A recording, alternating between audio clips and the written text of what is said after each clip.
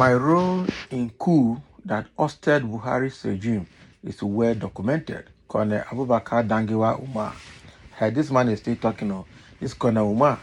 So he was in, but that means he was part of Babangida's team that ousted Buhari from power.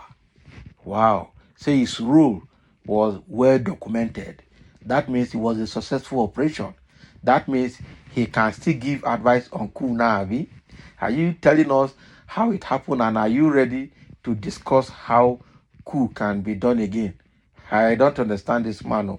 Okay, now help us bring back military to correct Nigeria if that's the case.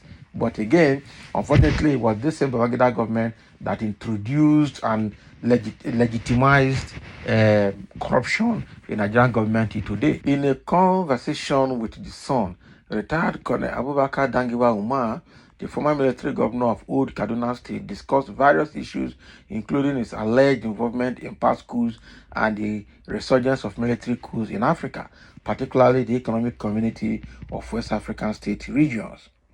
Okay, Umar began by clarifying his role in coups, stating firmly, "Let me make this clarification.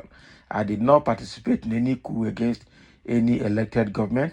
My role in the coup that ousted General Muhammadu Buhari's regime in August 1985 is well documented." He then discussed the challenges surrounding military coups in Africa, noting that the international community's unease is justified, given the continent's shift away from democratic process of free and fair elections. Exactly. Umar acknowledged the need for change in regimes headed by leaders who cling to power indefinitely. He cited examples like Paul Biya in the Cameroon, Yoweri Museveni in Uganda, and others who have remained in power for decades, emphasizing that their sham elections do not make their systems democratic. Exactly. And then we also have where are they? The Nasigbe Nyademas, the Nyademas group as well. I think of Togo. Okay. So Umar emphasized that international communities, including the African Union and ECOWAS, should not legitimize such regimes led by sit-tight leaders. Instead, they should be treated similarly to military regimes. He argued that genuine democracy involves more than just elections, emphasizing good governance, individual freedoms, adherence to the rule of law, and other democratic dividends. These are the reasons when these are missing, military is bound to take over, like we've seen in Niger and Gabon as well. So regarding the ongoing ECOWAS Niger crisis, Umar expressed concern about Nigeria's role and President Shiwaju Bola Ahmed Tinubu's approach as ECOWAS chairman. He questioned whether Nigeria's threat would persuade the Niger Republic junta to return power to the elected President Bazoum, expressing doubts about this outcome. Umar believed that respected elders should not be sent to convince the coup leaders, but that they should stay in Nigeria and offer prayers. Abi? Umar delved into the coup in Niger, labeling it unnecessary. Okay, as President Bazoum had only been in office for about 2 years and was performing well. He knew Bazoum personally and considered him progressive and honest. The coup leader, General Abdulrahman Chani, acted out of selfish motives to retain power. Umar criticized the ECOWAS harsh treatment of General Chani's regime compared to other military regimes in the region. Furthermore, Umar raised concerns about Nigeria's absence from the international stage over the past 8 years, emphasizing the need for the country to regain its leadership role in Africa and beyond. He had just said his own, okay? The only thing I can take from here is one, the reason why there is coup in West African region, okay, is because there's no dividend of democracy, there's no rule of law. We have presidents who are sick tight in office and continue to conduct sham elections that re-elects them back to office year in, year out, decades in, decades out. And that is not acceptable. And these are the reasons military would want to take over when things are not going the way it should go.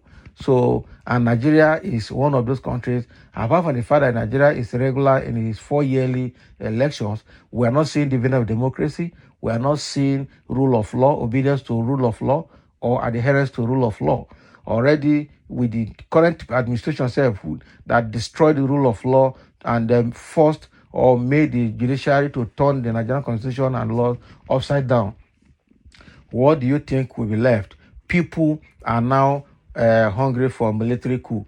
A situation where they say we are in democracy, no one wants military, but right now people want the military to remove these politicians because it is obvious that the military is even better than these politicians.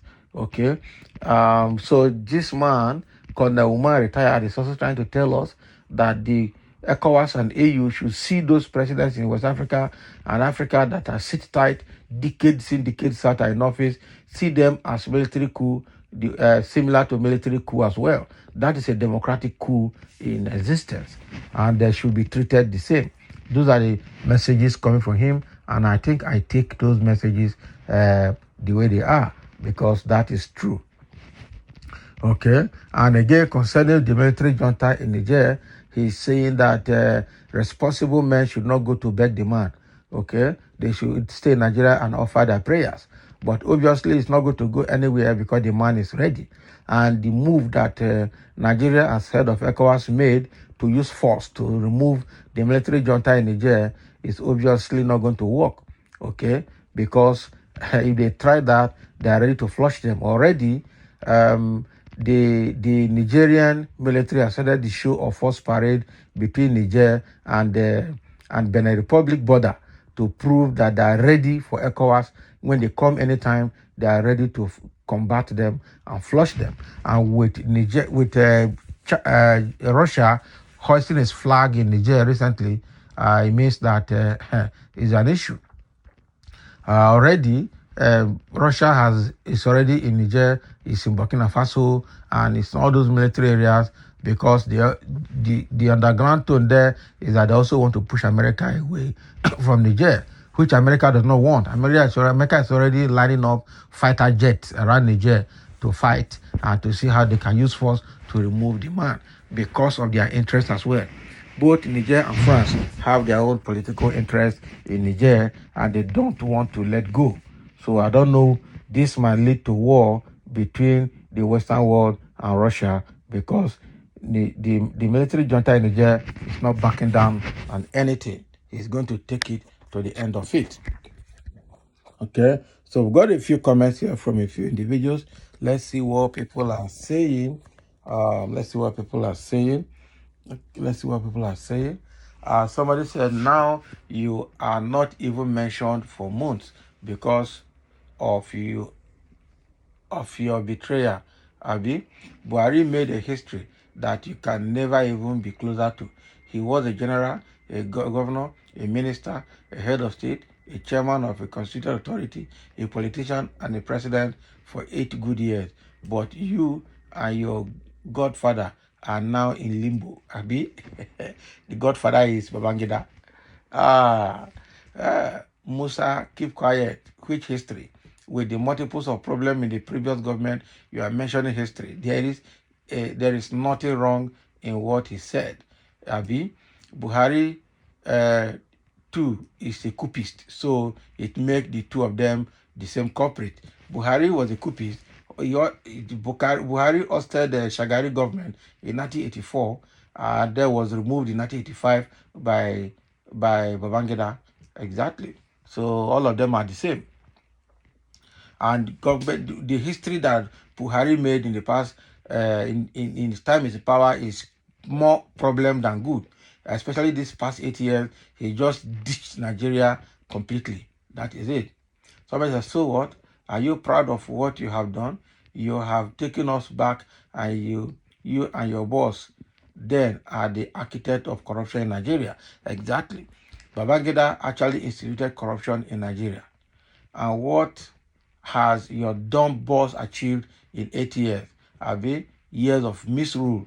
That is Babangida. What is his name? Buhari for 8 years was also very bad. I'm telling you, the fans of Buhari and the fans of Babangida are talking here now. All of them are evil to Nigeria. No one is exempted. So thank you for listening. And let's have your comment. Colonel Umar has said his own. And I'm sure the blood of Coup is still running in him and probably can stage another coup again using the military.